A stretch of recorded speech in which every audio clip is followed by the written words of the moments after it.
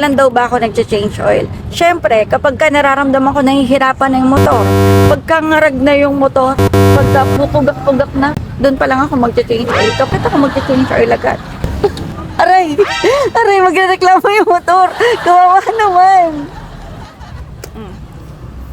Kapag ka binuksan mo at lumabas na yan, ayan, humihingi na sa'yo yan. Humihingi na sa'yo ng awa. I-change oil mo na nga ni.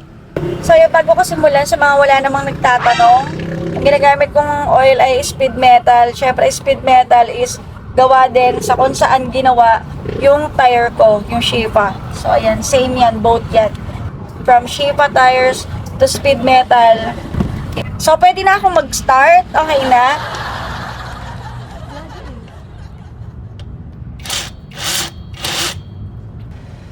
Ano, bumibilog na. Yan na, umikot na. Yan, tumulo. Ay, tumulo, bes. Ay, ay, ay. Ay, alam.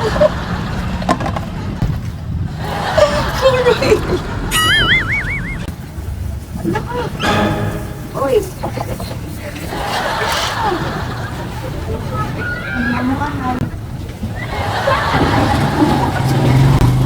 Nakakainis. Wala na akong perfect na pag-change. Ay.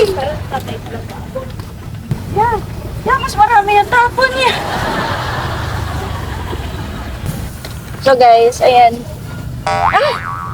Wala na akong tinama mag-change oil. Kaya ayoko mag-change oil, guys. Ewan ko, madali lang naman talaga mag-change oil. Lagi lang sa pag sasalok ng langis ako talaga nagkakandaan sinubukan ko na lahat, guys.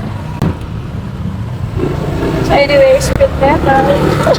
Hindi pa ganun kaitim, guys. Alam, bago ako mag-load ito sa Ilocos, nag-change oil na rin ako. At tinan nyo naman, hindi pa siya ganun ka-dark. See?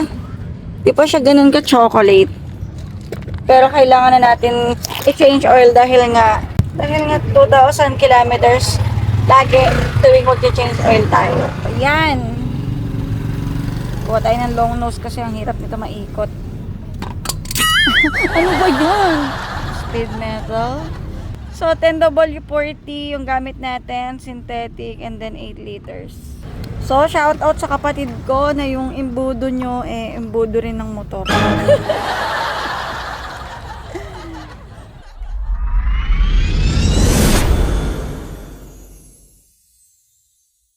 Okay. Okay na. Okay na, B. Yan. So, yan guys. Ganyan lang naman ka-easy magkalat. Ay, mag-change oil. Ganyan lang naman ka-easy mag-change oil. Kaya kung kaya nyo, kaya nyo rin. Basta, yun na yun. Kung kaya ko, kaya nyo rin. Siyempre, wala mang. Kaya nyo nga. Di ginaya ko din kayo.